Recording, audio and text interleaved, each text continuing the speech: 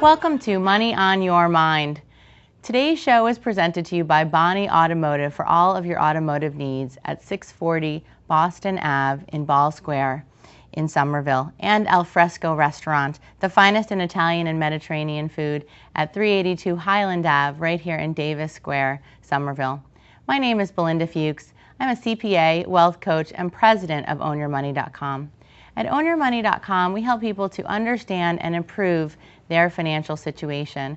By clearing your emotional blocks around money, we then help people to make more money, save more money, and stress less about their money. I think of myself like a combination financial therapist and business coach. So we understand that money is on your mind, and we are pleased that you tuned in today to learn how to survive and thrive in these turbulent times. Today's topic is living beyond paycheck to paycheck, and I'm pleased to welcome to our studio today Michael Rubin. Hi, Belinda. Michael is a certified financial planner professional and a certified public accountant, but don't let that scare you. As you'll see shortly, learning about money does not have to be difficult or boring. Michael is also the founder of Total Candor, a financial planning education company, which may be best explained by what it doesn't do, which is sell financial products. Rather, Michael and Total Candor simply provide the unbiased financial education many of you wish you had already had. Finally, Michael's also the author of Beyond Paycheck to Paycheck, the #1 customer-rated book on Amazon.com's Money Management for Young People list.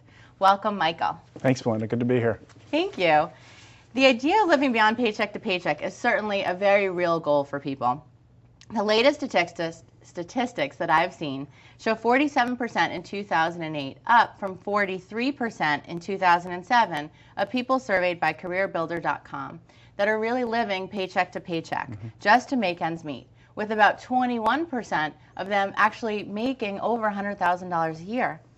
Then there's saving or not saving statistics, and it's that similar survey. A quarter of workers said they don't put any money aside for savings each month.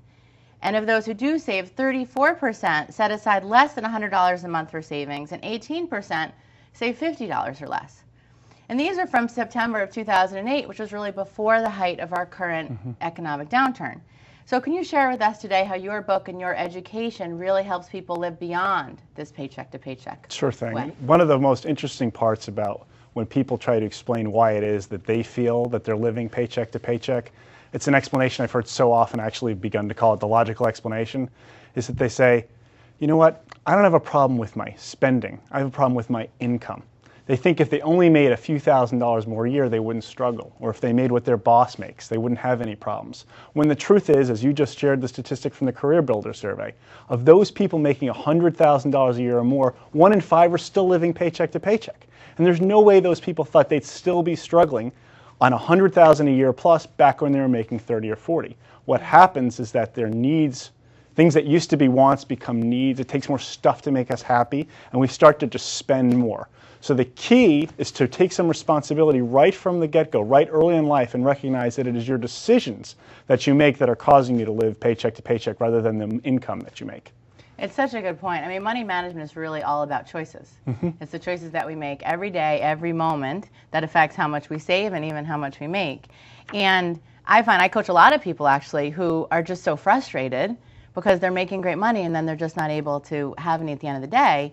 And that really people learn how to live within their means almost. As you and I both know, we don't teach this stuff in high school. We don't teach it even if you go to college. So we're left to kind of figure this out on our own. And what ultimately happens for way too many Americans is they start behind. So even by as young as 25 or 30 years old, they are so far behind the 8 ball that the next decade or so is just basically paying catch up instead of just dealing from a position of strength. That's why we both like to go in and talk to people as young as possible so they can start on the right financial footing. That said, even if you are 30, 35, or even far older and struggling, it's never too late to begin. You can always turn the ship around, but yes, it does require that you take the steps, that you make action to start spending less than you make. That's the only way to save. There's no silver bullet. Right, and it's so funny because it's not a very complicated formula. It's like if you want more at the end of the day, you either have to make more or you have to spend less. That's right. For most people, their income is fixed. People know in the next 90 days pretty much the maximum they're going to make. That's what it is. Over the long term, you can do many things. You can start a new business, you can work hard, get promoted, you can get a graduate degree and so forth, and tremendously impact your long-term career earnings. But over the next 90 days, You're going to earn pretty much what you're going to earn based on the decisions you've made to this point. Yet when it comes to spending, if you ask someone what they're going to spend in the next 90 days, how are they going to figure it out? Usually, it's figuring out about how much they're going to make, subtracting out taxes, and they figure that's about what they'll spend because they're living paycheck to paycheck. Right, and then we wonder why nobody's saving. And There's nothing sometimes, what's that? There's nothing left. Right, right. And sometimes when people think about saving, they think of it almost like they're being cheap. Do you have another way for people to be thinking about that? Absolutely, and you're totally right. A lot of people think savings means starting to act in a cheap way, and no one wants to be cheap. I don't want to be cheap. What you can do instead is become fiscally responsible, and those two things do not mean the same. I'm sure you too have met many people who you would consider to be pretty cheap, but aren't necessarily fiscally responsible, and vice versa. Yeah. It's really about taking responsibility again for your actions and understanding what it is, what are those expenses that you currently are making that you don't need to be making, and that you can sacrifice without making a major change in your lifestyle. And those things are everywhere. You just have to know where to look. Right, exactly. And I think there's also this sense of when you're spending, is there really a level of urgency to it? You know, really look at why are you spending? What's the return on that investment that you're getting? And really being much more conscious about it.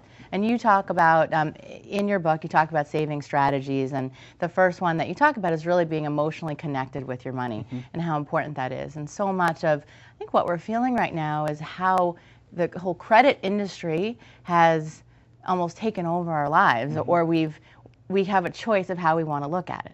And a lot of what you may read in the paper is what's wrong with the credit industry and how it's taken over us. But really, this is us using our credit cards and getting ourselves into trouble, or in a vast, American way. So can you talk a little bit more about what it means to be emotionally connected and how we can do it and the difference it'll make in our lives? Absolutely. And one of the first things to realize about credit cards, and when a lot of people do want to blame the credit card companies, and it's not to say that they're blameless, but there's no law saying you have to get a credit card. There's certainly no law that says you have to spend money on the credit card that you don't have. We do that, it makes it easier, but you don't have to. And the reason why it's so easy to become emotionally separated from your money is because of credit cards in large part, because there's not that feeling of pain. When you go to a store and you charge something, whatever it is that you might need, we're talking about something you legitimately need, but you charge it, it's almost painless. You swipe a card, you get it back, you walk out the store. When you're paying with whatever it was you wanted, right? If you're paying with cash and you're starting to count out 20s, that cashier is going to count it back to you. He's going to put it in the till. He's going to give you a couple pennies change, and you're on your way, right? If you go to the next store in the mall and you paid cash in that first store, you're literally lighter in the wallet because you spent cash, and that makes a difference in terms of how you spend at the next store, or if you spend it all, because you felt the pain. Anytime you separate yourself from cash, you're feeling the pain. With a credit card, there's no pain until you get the bill. Then there's a lot of pain. But at the time that you're making the decision, it's painless, and that's what makes it so easy to become separated from your money physically, because you've been separated from your money emotionally. Right, and the pain comes when you don't have the money to be paying for whatever that is. I mean, oftentimes people can use credit cards and they can charge for some of these smaller things as a way to track, right? But the key that you touched on, which I think is so good, is that because we're not feeling it in the same sort of way, it's such a quick, easy process now. You swipe the card, you're out of there in just a couple of seconds in a lot of cases. You're not recognizing that really there's an exchange, a transaction that's occurred that now you don't have the sort of money. And can you talk about a little bit, one of the things that I recommend sometimes is have people go on a cash diet, like start spending with cash for a week or a month, or for that period of time, use just singles. Even. Go to the grocery store, use singles. See how you feel, at the end of that versus just using your card and how that's been. And can you talk about some of your Absolutely. I think it's a great suggestion, Belinda, that you give to your clients. And one of the reasons why is that there's plenty of people out there, presumably watching the show right now, are saying, but I pay my credit card off every month. So I don't have this problem. I'm living within my means. So I don't see the problem.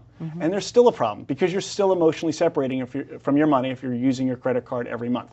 It's true, the pain is far greater if you don't have the money to pay it and you're paying interest charges. But what you have to recognize is that even if you're paying the bill in full every month, by using your credit card instead of cash, not being on that cash diet that you just referred to, you're going to spend more.